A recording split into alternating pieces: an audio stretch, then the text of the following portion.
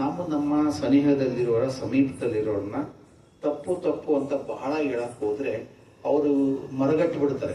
ಏನ್ ಹೇಳಿದ್ರೆ ಅದು ಕೇಳಂಗಿಲ್ಲ. ಏನ್ ದಶಾಂತವರು ತಪ್ಪು ತಪ್ಪು ಅಂತ ಸ್ವಾಮಿ ತಪ್ಪು ಅಂತಂತಿರ್ತಾನೆ. ಅದಕ್ಕೆ ಒಂದು ವಚನ ಇದೆ, ಬಹಳ ಚಲೋ ವಚನ ಅದು. ಆ ವಚನದ ಸಾಲು ನೆನಪಾಗ್ತಿಲ್ಲ.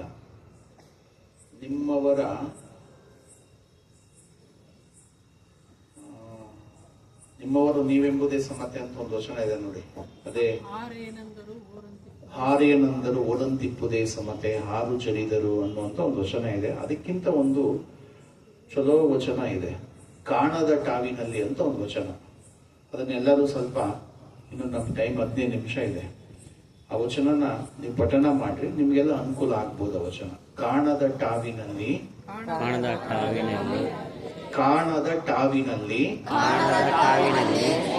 ಜರಿದೆನೆಂದೊಡೆ.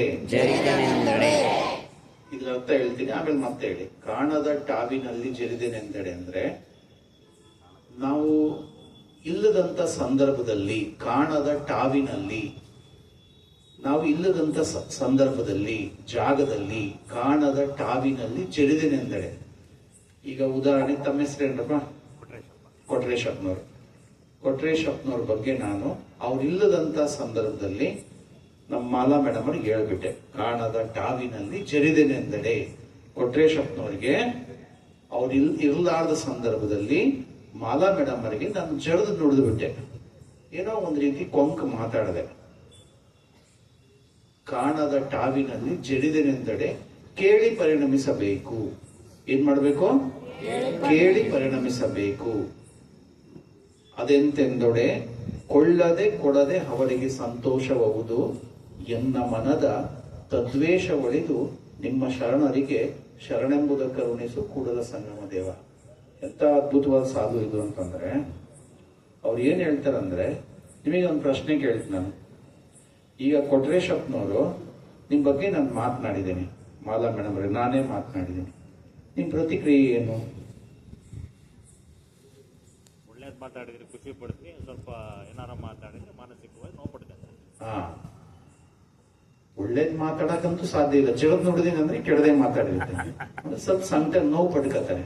ಕೊಟ್ರೇಶಪ್ಪನವ್ರು ಏನ್ ಮಾಡ್ಕತಾರೆ? ನೋವು ಪಡ್ಕತಾರೆ. ದರ್ಶನದವ್ರು ಏನ್ ಮಾಡ್ತೀರಿ ನೀವು? ನಿಮ್ ಬಗ್ಗೆ ನಾನು ಯಾರಿಗೋ ಒಬ್ರಿಗೆ ಹೇಳಿದ್ದೀನಪ್ಪ, ಏನ್ ಮಾಡ್ತೀರಿ? ಎದ್ದೇಳಿ ಕೇಳ್ತೀಯಾ? ಯಾರನ್ನ ಮಾತಾಡ್ದ? ನಮ್ಮನ್ನೇ ಕೇಳ್ತೀಯ? ಆಯ್ತು, ಓಕೆ. ಅಂದ್ರೆ ಪ್ರತಿಕ್ರಿಯೆ. ಯಾಕೋ ಸ್ವಾಮಿಗಳು ನಾನು ಏನ್ ಮಾಡೀನಿ ತಪ್ಪು ಅಂತ ಕೇಳ್ತಾರೆ. ಅದು ಅಂದ್ರೆ ಒಂದು ನೋವು ಪಟ್ಕೊಳ್ಳೋದು, ಇನ್ನೊಂದು ಪ್ರಶ್ನಿಸೋದು. ಮತ್ತೆ ಸರ್ ಏನ್ ಮಾಡ್ತಾರೆ ಪಕ್ಕದ? ತಾವೇನ್ ಮಾಡ್ತೀರಿ? ನೀವು ಅಲ್ಲ, ನೀವು ಜೇಬಿಟಿನ ಕೆಲಸ ಮಾಡ್ತೀರಿ. ನಾನ್ ಕೇಳಿದ ಪ್ರಶ್ನೆ ನಿಮ್ಗೆ ಅರ್ಥ ಆಯ್ತು ಅಂತ ನಾನು ಭಾವಿಸ್ಕೊತೀನಿ. ನಿಮಗೆ ಯಾರಾದ್ರೂ ಬೈದ್ರೆ, ಜರದ್ರೆ ನೀವೇನ್ ಮಾಡ್ತೀರಿ? ಅವ್ರ ಬಗ್ಗೆ ಕೇಳ್ತೀವಿ ಸರ್, ಯಾಕೆ ಜರದ್ರು ಅಂತ ಕೇಳಿ ಯಾಕೆ ಪ್ರಶ್ನೆ ಮಾಡ್ತೀರಾ?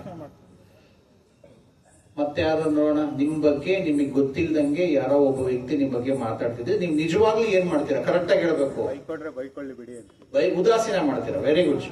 ಒಂದು ನೋವು ಪಟ್ಕೊಳ್ತಾರೆ, ಇನ್ನೊಂದು ಉದಾಸೀನ ಮಾಡ್ತಾರೆ, ಇನ್ನೊಬ್ರು ಪ್ರಶ್ನೆ ಮಾಡ್ತಾರೆ. ನೆಕ್ಸ್ಟ್ ಹಾಗೆ ಯಾರಪ್ಪ? ಅಲ್ಲ, ನೀವೇನ್ ಮಾಡ್ತೀರಿ ಹೇಳ್ರಿ. ನಾವು ಉದಾಸೀನ ಮಾಡ್ತೀವಿ. ಗುಡ್. ಜಂಬಕ್ ಉದಾಸೀನ ಮತ್ತು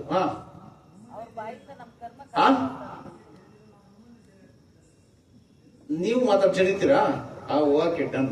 ನೀವು ನಮ್ಮನ್ನ ಮಾತಾಡಿ, ನಾನು ಮಾತಾಡ್ತೀನಿ. ನೀನ್ 10 ಹೇಳಿದೆ, ನೀನ್ 20 ಅಂತೀನಿ. ಓಕೆ.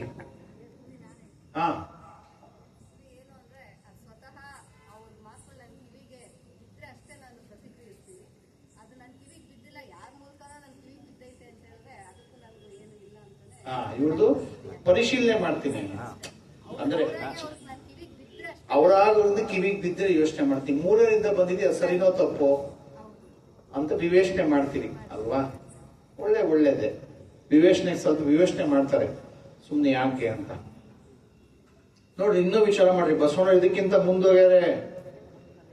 ಕಾಣದ ಟಾವಿನಲ್ಲಿ ಜರಿದೆನೆಂದಡೆ ಕೇಳಿ ಪರಿಣಮಿಸಬೇಕು. ಅದೆಂತೆಂದೊಡೆ ಕೊಳ್ಳದೆ ಕೊಡದೆ ಅವರಿಗೆ ಸಂತೋಷವಾಗುವುದು. ಎಷ್ಟು ಚೆನ್ನಾಗಿ ಹೇಳೋದಂದ್ರೆ, ಅವರಿಗೆ ನೀನೇನೂ ಕೊಟ್ಟಿರಂಗಿಲ್ಲ. ಕೊಟ್ರೇಶ ಮಲ ಮೇಡಮ್ ಅವರು ಹೇಳ್ಬಿಡ್ತಾರೆ ಕೊಟ್ರೇಶಪ್ಪನವ್ರಿಗೆ, ಬುದ್ಧಿಯವರು ಹಿಂಗ್ ಮಾತಾಡೋದು ನಿಮ್ ಬಗ್ಗೆ ಅಂತ. ಕೊಟ್ರೇಶಪ್ಪನವ್ರು ಏನ್ ಮಾಡ್ತಾರೆ ಅಂತಂದ್ರೆ, ಸ್ವಾಮಿಗಳು ನಾನು ಏನೂ ಕೊಟ್ಟು ಇಲ್ಲ, ಏನೂ ತಗೊಂಡು ಇಲ್ಲ, ನನ್ನ ಬಗ್ಗೆ ಅವ್ರು ಮಾತಾಡೋ ಸಂತೋಷ ಪಡ್ತದಂದ್ರೆ ಅದಕ್ಕಿನ ಸಂತೋಷ ಏನು ಅಂತ ಹೇಳ್ಬಿಟ್ಟು ಸಂತೋಷ ಪಡೋದಿದೆಯಲ್ಲ, ನೋವು ಕೊಡಬೇಡ್ರಿ ಕೊಟ್ರೇಶಪ್ಪನವ್ರೆ.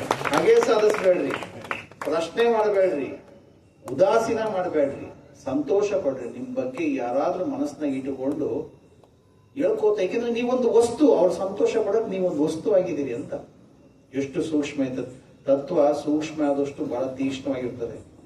ನಾವು ಅನುಸಂಧಾನಕ್ಕೆ ಯೋಗ್ಯವಲ್ಲದ ಸಾಲಗಳನ್ನ ಅಂತ ತಿಳ್ಕೊಂಡಿರ್ತೀವಿ, ತುಂಬಾ ಯೋಗ್ಯವಾದ ಸಾಲಗಳು. ನಮ್ಮ ದ್ವೇಷ ಅಳಿಬೇಕು ಅಂತಂದ್ರೆ, ನಿನ್ನನ್ನ ದೇವರೇ ನೀನ್ ಇದೆಯಾ, ಸಾಕ್ಷಾತ್ ಅತನಿ ಮುರುಗೇಂದ್ರ ಶ್ರೀಗಳು, ಜಯದೇವ್ ಜಗದ್ಗುರು, ಮಲ್ಲಿಕಾಂತ್ ಜಗದ್ಗುರು, ಪ್ರತಿಯೊಬ್ಬರಲ್ಲೂ ಶಿವಸ್ವರೂಪಿಯನ್ನು ಕಾಣ್ತಿರೋರು. ಅವ್ರು ಯಾವಾಗಲೂ ಶಿವಸ್ವರೂಪಿಗಳು ಅಂತ ಕಾಣ್ತಾ ಇರೋದು. ಆ ಶಿವಸ್ವರೂಪಿಗಳಾಗಿರೋದಕ್ಕೆ ಅವ್ರ ಬದುಕು ತ್ಯಾಗ ಸಂಯಮದಿಂದ ಬದುಕಿತ್ತು.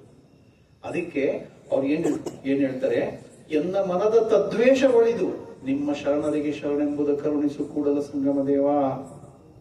ನಿಮ್ಮ ಶರಣರಿಗೆ ಶರಣೋ ಅನ್ನೋದನ್ನು ಕರುಣಿಸು ಯಾವಾಗ್ಲೂ.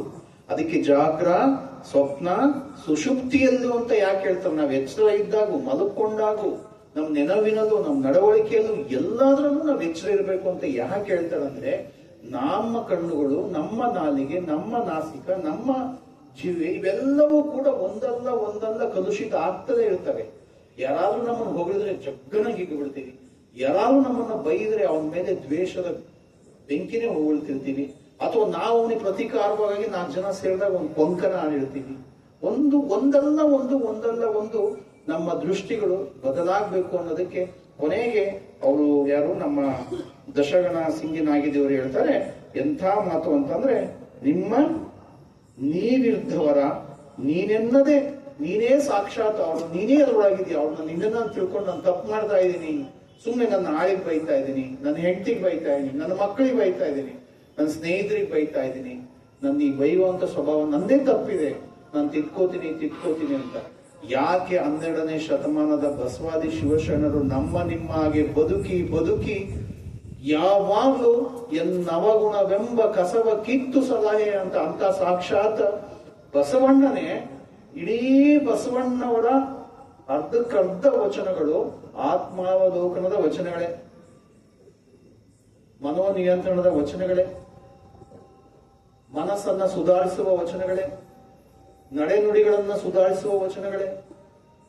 ಯಾವಾಗಲೂ ವೃತ್ಯಾಚರಣೆ, ನಾನು ಎಷ್ಟು ಸಣ್ಣವನಾಗಿರ್ತೀನೋ ಅಷ್ಟು ಸಣ್ಣವನಾಗಿರಪ್ಪ, ನನಗೆ ಸಾಕು, ಒಂದಿಂಚು ನನಗೊಂದಿಷ್ಟು ಅಹಂಕಾರ ಬಡ್ದಂಗೆ ಕಾಣು, ವಿಷಯವೆಂಬ ಹಸುರನನ್ನ ಮುಂದೆ ತಂದು ಪಸರಿಸಿದೆ ಅಯ್ಯ, ಪಶುವೇನು ಬಲ್ಲದು ಹಸುರೆಂದೆಡೆಸುವುದು. ಈಗ ರಾಗಿ ಹೊಲದಾಗೆ ತೆನೆ ಬರ್ತಾ ಇರತ್ತೆ, ಬೆಳೆ ಜೊತೆಗೆ ಒಂದು ಪೈರು ಬರ್ತಾ ಇರತ್ತೆ, ಕಳೆ. ತೆನೆ ಯಾವುದು, ಕಳೆ ಯಾವುದು, ಬೆಳೆ ಯಾವುದು, ಕಳೆ ಯಾವುದು ಗೊತ್ತೇ ಆಗೋದಿಲ್ಲ. ಅದು ಯಾರು ನಿಜವಾಗ್ಲೂ ಗೊತ್ತಿರುತ್ತಂದ್ರೆ, ನಿಜವಾದ ರೈತರಿಗೆ ಗೊತ್ತಿರುತ್ತೆ ಅದು ಬೆಳೆ ಕೀಳ್ಬೇಕು, ಕಳೆ ಕೀಳ್ಬೇಕು ಅಂತ. ನಮ್ಮೊಳಗೆ ಯಾವ್ದು ಕಳೆ ಇದೆ ಅಂತ ನಮಗೂ ಗೊತ್ತಾಗ್ತಾ ಇರಲ್ಲ. ನಾವು ಕಳೆಯನ್ನೇ ಬೆಳೆ ಅಂತ ತಿಳ್ಕೊಂಡಿರ್ತೀವಿ. ಅಹಂಕಾರದಿಂದ ಮಾತನಾಡಿದ ತಕ್ಷಣನೇ ನಮ್ ಗೌರವ ಹೆಚ್ಚಾದಂತ ತಿಳ್ಕೊತೀವಿ. ಅದು ಕಳೆ, ಅದು ಬೆಳೆ ಅಲ್ಲ. ಅದು ನಿಜವಾದ ಬೆಳೆ ಯಾವಾಗಂದ್ರೆ ಎಲ್ಲ ನಿರಸನಗಳನ್ನ ನಾವು ಮಾಡ್ಕೊಂಡು ಬರಕ್ ಶುರು ಮಾಡಿದಾಗ ಇದೆಲ್ಲ ಸಾಧ್ಯವಾಗುತ್ತೆ ಅನ್ನುವಂತ ಮಾತನ್ನ ಈ ಸಂದರ್ಭದಲ್ಲಿ ಹೇಳ್ತಾರೆ. ಅವರು ಕೂಡ ನಮ್ಮ ಮಾತಾ ತಾಯಿಯವರು ತುಂಬಾ ಅರ್ಥಪೂರ್ಣವಾಗಿ ಆ ವಚನವನ್ನ ಅರ್ಥೈಸಿದ್ದಾರೆ. ಒಳ್ಳೆ ವಚನದ ವಿಶ್ಲೇಷಣೆಯನ್ನು ಕೂಡ ಮಾಡಿದ್ದಾರೆ. ಜೊತೆಗೆ ನಮ್ಮ ಶರಣರಾದಂತ ವೀರಭದ್ರಪ್ಪನವರು 4 ವಚನಗಳಲ್ಲಿ ಒಂದು ವಚನವನ್ನು ಅವರು ಆಯ್ಕೆ ಮಾಡ್ಕೊಂಡಿದ್ದಾರೆ.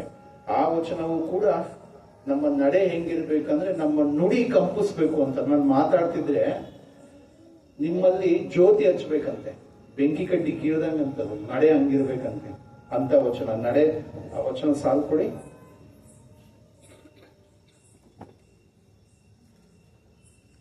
ಇದೆ ಕೊಡಿ. ನಡೆಯಿಂದ ನುಡಿ ಗಡಣಿಸಿತ್ತು, ಮನವೇ ಬೆಳಗು. ಅಂದ್ರೆ ನುಡಿ ಮತ್ತವರ ಅಂತರಂಗದಲ್ಲಿ ಪರಿಣಮಿಸ್ಬೇಕು, ನಮ್ಮ ನಡೆ ಹಂಗಿರ್ಬೇಕಂತ. ನಾನು ಫಸ್ಟ್ ನಡೆದು ಆನಂತರ ನಾನು ನುಡಿಯಕ್ಕೆ ಶುರು ಮಾಡಿದ್ರೆ ಮತ್ತವರ ಅಂತರಂಗದಲ್ಲಿ ಅದು ಬೆಳಗ್ಲಿಕ್ಕೆ ಸಾಧ್ಯ. ವೈಯಾರ, ರಂಜನೆ, ಕೃತಕತೆ ಎಲ್ಲಿ ತನಕ ನಿನ್ನ ಮಾತುಗಳಲ್ಲಿ ಇರ್ತಾವೋ ಅವ ಯಾವಾಗಲೂ ನಡೆ ಶುದ್ಧ ಆಗ್ಲಿಕ್ಕೆ ಸಾಧ್ಯ ಇಲ್ಲ.